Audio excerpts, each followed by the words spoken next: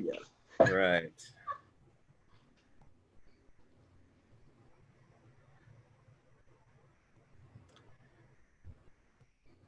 Hey guys, it's Ted Bogert with the Ted Show. We're gonna do some antics today. I think that's what Michelle's word was, with the one and only Damon Tucci. Tucci, like Gucci. What's up, Damon? How are you this morning? Gucci with a T. Good, Ted. How are you? I'm good. I'm excited about some antics. We had a very serious but good show earlier, and now I need to let loose. It's time to let loose. I want to learn about photography and branding, and then I want to learn why Michelle thinks we're going to have antics. Well, she's a handful, that's for sure. We're gonna send her away for a week, and then she can come back in our relationship. She had to come back. Yeah, she has. All right. So we just discovered before we went live that we were both born in the same hospital in the same city, Ridgewood, New Jersey. That is so funny. What a small world. So tell them after that. Tell them a little bit about you.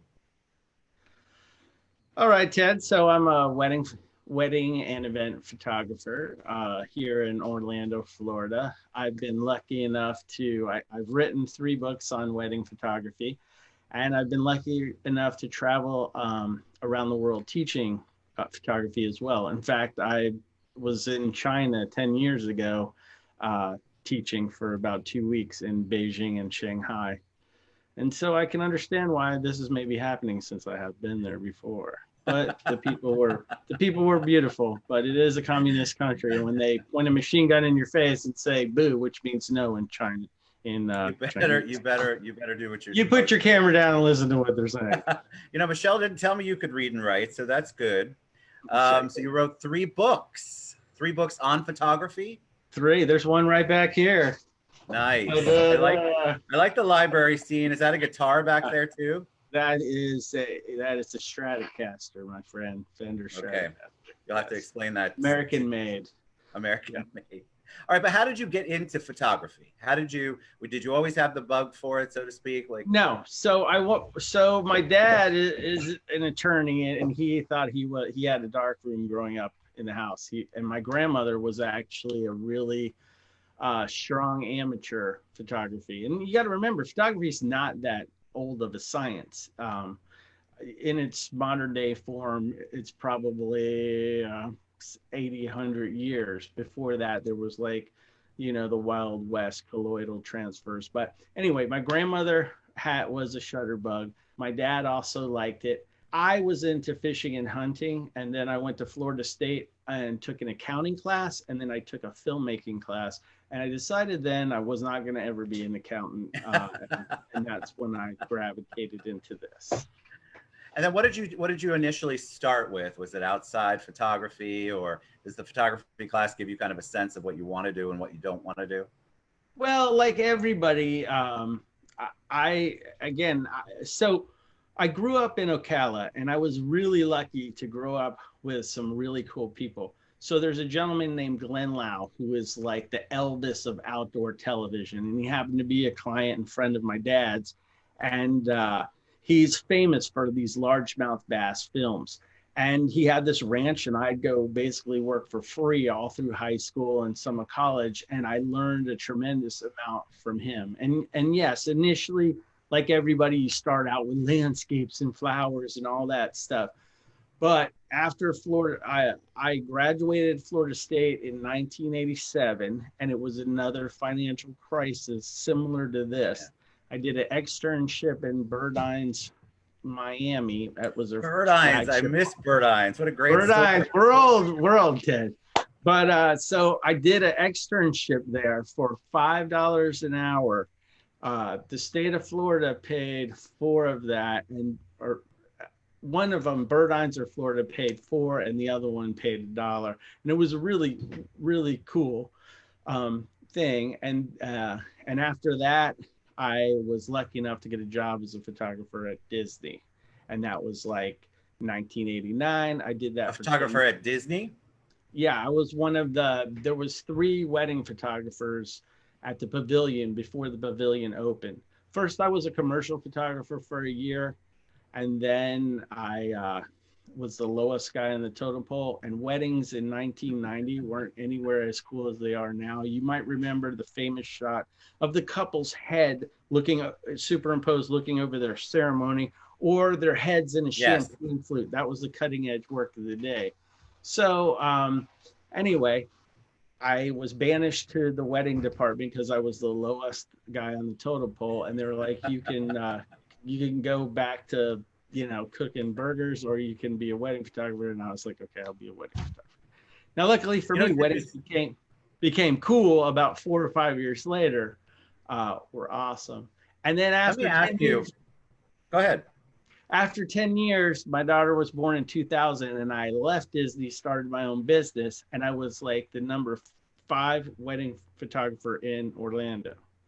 Now I'm like 1,005 now, but that's another story. I have to ask, I'm fascinated by photography. I'm terrible at it, but I love pictures. I love when I see there's such a creativity there. When you go from shooting outdoors or being commercial and you go to weddings, I think a lot of people, the perception is wedding photography can be flat. How do you make it creative? How do you continue on? When you say flat, what do you mean? Boring? I mean, yes. I mean, well, from the photographer's standpoint. I got to be honest with you. I was literally had to do it from somebody that didn't want anything to do with it. It was just, if I was going to pay the bills, that's what I had to do. And this was with a Hasselblad film camera. So it wasn't shoot a million, hope you get one. It was a totally different element. And in fact, Disney would say, like, I'd go out, some of the packages were 35 millimeter. We were delivered 30 frames. So you couldn't mess any up. And if they'd ask for more, we'd say, I'm sorry, your package only. Can you imagine? But that's what we would have to say. Now, that being said, I'll tell you, wedding photography right now and filmmaking is just phenomenal. There's a million ways to be creative. And what I like about it is, again, early on in the 90s, when it wasn't a very awesome science, in my opinion, I didn't love it, but it became really cool. And I really connect with being able to tell this part of some person's life. You know what I mean? And yes, really document it, and just something that they're going to have forever, really. Hopefully. Some people have a couple forever. Michelle. You know what I love about when we got married in 91. So, right. We did that was video. That transition of digital. It's just coming. Yeah, so we had a VHS tape, which we got put onto a DVD, which just even become outdated at this point, but or feels like it has. But I think what I want to know is how did the digital part change the way we were doing things? Because I would imagine a bride nowadays has taken 9,000 selfies. She is an expert in photography. She knows everything that she wants and the lighting. And so how does that work with the way that social media has kind of blown that up? Well, I mean, you can look at it a couple different ways. You can be like some old bitter person that like hates it, or you can just like also love the technology. So back when I started a million years ago, you would literally have to wait a week or even a couple days to get the feedback. With the instant feedback, obviously it's going to push the visual art to a new level. And quite frankly, iPhones, or phones in particular, make people look skinny. If you didn't know that, there's a little secret. And wow, I need a better iPhone apparently. I need one too, but you got to put it up high too. But their cameras are 10 megs, and they can achieve a lot. And I think it's just pushed what we can do in general. I agree. So you put in there, we put photography, but also branding. So do you work with clients outside of the wedding arena? Well, obviously you probably do now because there are no weddings. Right. But are you working with clients branding wise? And talk about that, because I think people think that just a selfie is enough, and maybe for what they're doing it is, but I believe that you need to have a professional like you to really help tell the story, tell your message? So for branding, I was actually a film major in Florida State. Go Knowles. But anyway, and so I ended up. It's weird how I ended up as a wedding photographer, because that's not what the. That's just what I was chosen to do by somebody other than me. And I enjoy it a lot. I mean, I'm glad I did. But I also love filmmaking.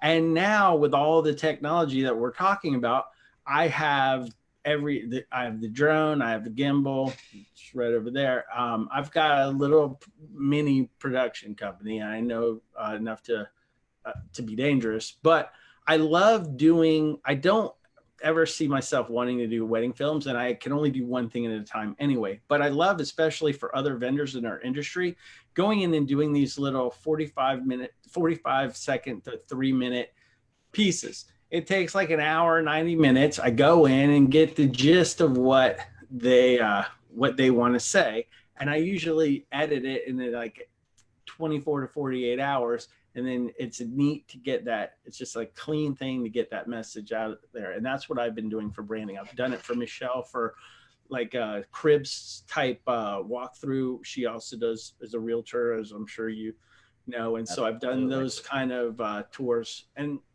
that's the branding that we're talking about.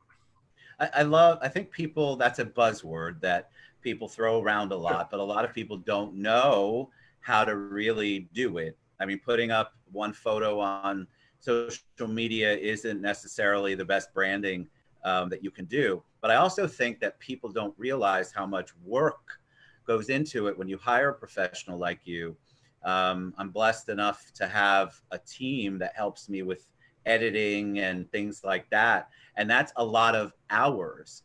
And so I'm always amazed that, you know, if I went out to hire someone, I think people have this perception, well, it's just a quick video. It won't take you long to edit it, Damon. So kind of explore that with them so that people get an idea that it's more than just clicking a button. Right. Well, the ones that I like to do, the first thing that we wrestle with is they have like a 10-page folder of what they want to say. It needs to be almost like a 1-sentence message or less. That's it. You know what I mean? So that's the first thing we have to. The editing, you're going to edit. It does take a while, although that is also, just like the iPhone, has gotten easier and easier and more user friendly. You know, there's different levels of it. Obviously, what I'm producing in 24 hours isn't going to be what somebody spends a month on, but I like to just get the message out there while it's still fresh. You know what I mean? So, yeah, typically I have to kind of direct and just try to get a sound bite, because Instagram's 59 seconds or less to get on there, and you can go longer with this IGTV, but I like to get that 59-second one and maybe a 2-minute one. And so I just have to kind of coax that out of them, because initially they're trying to make the movie Potemkin. I don't know if I'm getting a filmmaker. It's interesting about what you said about the script.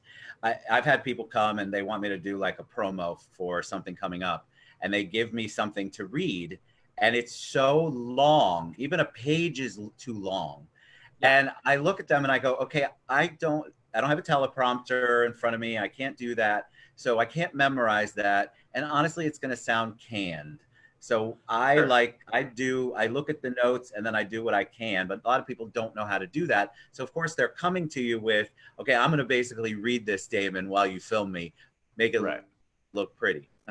And I think a lot of people don't understand that that's not, when you see really good editing, when you see a really good video, that videographer, that person like Damon is behind the scenes and he has created this for you. It's a real creation. It's not just a quick press the button, play, and add a few graphics, please, Damon, and then it's going to look great.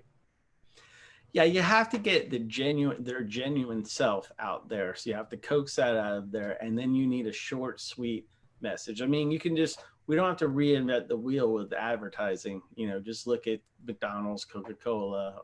You know, it's all out there. You just have to get that message quickly and effectively out. You do, and I think people think they know how to do it, and like anything else, One of the reasons I love having anybody who does videography and photography on the show is because I try to educate the audience that, like anything else you're doing with a professional, a doctor, a lawyer, pick a profession, you want to go to somebody who knows how to do it. Right. The other thing that people are facing, and I don't know if you just give kind of an idea of maybe how to circumvent this, is there are a lot of people that even before the quarantine, but certainly now since the quarantine, they're now videographers and professional photographers. I'm not sure where their experience comes from, but I think a lot of people have been burned. And so what do you tell people to look for when you are interested in getting somebody, a professional, to do your job? Well, there is a lot of competition. I mean, when I first started back in the day, you had to spend about $15,000 in equipment. And that was like 10, 15 years ago. So you needed a Hasselblad.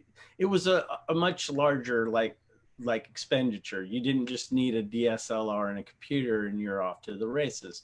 That being said, there's a lot of very talented of both in this area, a lot of them, and you can be self-taught and you can do it that way.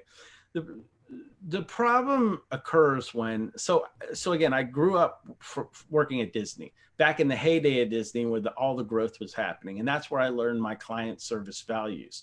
You don't learn that self-taught all the time. And so what happens is people come in, they have a job doing X, they charge $1,000 for a wedding, and they're like, well, darn, that's a lot more than I was making for 40 hours. I just have to do 2 of these.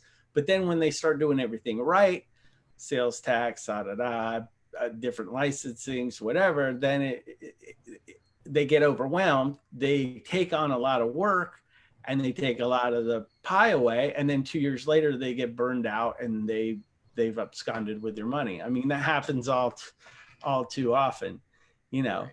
But it doesn't have to be that way. You can also have a young person that just has a delightful eye and they just really embrace everything, and they can be wonderful too. I mean, you just have to do your homework. Like we've got some tree people coming tomorrow. Hopefully they're going to be great. I'm sure they will. That's so true. It's like anything, right? And sometimes you just don't know. I mean, and so I feel like people should ask what kind of equipment you have, or a list of projects you've done, or something like that. A lot of people are just diving in. Oh, it sounds good because it's $50 less than the other person who quoted me, and they're going with price rather than experience. I get called all the time and say, oh my God, we saved $500 and I wish we would have went with you. It was horrible. I mean, that happens all the time. Another thing that happens all the time is like, I'll have clients from 2004, seriously, like 2 months ago, 2008 wedding. Damon, we can't find our files anywhere. Now, knock on wood, I have this system where I'm like, oh, no problem. And an hour later, they have magically all their new files from, what is that, 11, 12 years ago? Wow. Yeah, wow. That's a huge testament to you. And again, that goes back to this professionalism. I mean, there's a certain level, I think, and people, in my opinion, need to stop going with that dollar sign and really take a look at what they're getting and what the experience. I mean, we all have to be sensitive about budgets, but yeah, it's very easy to be that flash in the pan, put a great website together, and that's not hard. I mean, you know, there is a skill to that, but you can do that, and then maybe not be able to back it up, get overwhelmed, and then become an insurance salesman after it. Nothing wrong with insurance salesman. I was one of those. It's probably, that's what I should have been. Let me just tell you, kids, being an artist is not what it's cracked up to be. So I have 2 last questions for you. The first one is, I believe anybody who's artistic, especially photographers, they have this dream of a particular thing that they would like to photograph, a particular scene, a particular area. I mean, I'm assuming you could be telling me I'm full of it, which is fine. But do you have like this dream setup that you want, this dream picture of something or someone that you'd love to take? You know, that comes up a lot. My favorite are the ones I get paid for. No, that's not necessarily true. You know, what I'd like to do isn't a one trick pony like that. And I've been very fortunate at Disney. This was awesome. I got to I was assigned to Margaret Thatcher right after Diana was killed. So she was in love with a photographer. No, she wasn't. It was a very uncomfortable situation. I've photographed a lot of heads of state there that year being a commercial photographer. But what I'd like to do, and Shell may or may not make it in the RV, but we'll see.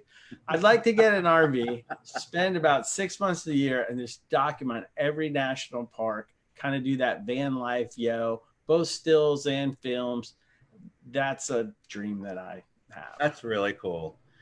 By the way, your mom popped on and said, My mom? I think she said Dad's watching. I'm not sure. Okay. I saw something over From there. heaven. Elaine. No. Oh, great. Thanks for that. There's the antics. Okay, the last question I ask every guest, and I think it's important for people to see what other people are doing. What are you doing to stay, not work-wise, but you personally, to stay positive, to stay creative, to kind of stay ahead of the game as far as this crazy to flatten the curve. What's that? To flatten the curve. Yeah, I don't go anywhere. All right. There's one person in my family named Jimmy who's worse than me. He's got a whole bodysuit on, won't let anybody near his house. Hey, Jim, happy birthday. Hey, it's Griffin's birthday, Michelle's son. Griffin, happy birthday. I take it very seriously. I wear gloves and a mask. I've been doing it for like 2 weeks. I go into Harbor Freight. People, maybe other friends from Ocala, look at me like I'm not as manly as I wanted to be, but I take it seriously. But what I'm really doing is I've been just working around the house. My garage has never been cleaner. We're doing, we're just trying to clean stuff and not kill each other here at the Tucci. That's fair. Very fair. All right, man. You've been a joy to have on the show. Michelle was 100% right. Damon Tucci. He tells me she always is. Photography. I tagged both of them in the show, but make sure you reach out to him. You want a professional, and he's obviously a funny guy too. So you want that when you're going through your stressful times of any kind of photography. But thanks for being on the show, buddy. Hey, thanks, Ted, for what you do. Stay safe, brother. Absolutely. You too. And Michelle, big shout out to you. Got to give Michelle a shout out. All right, buddy. Have a great one. All right. Thank you, Ted. Thank you, buddy. Bye.